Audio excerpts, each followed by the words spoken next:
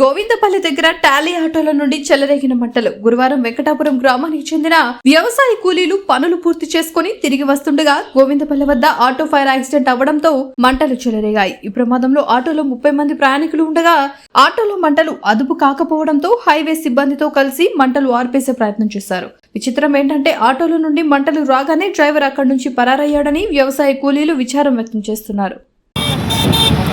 లోపల ఇంజన్ అంటుకుంది చూడు, ఇంజన్ కాదు దాని చూడు సైడ్కు.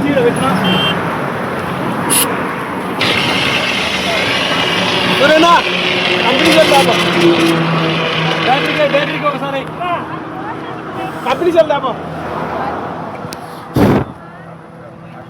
బ్యాటరీ కడైనా ఈడ బ్యాటరీ ఉండేది దొద్దో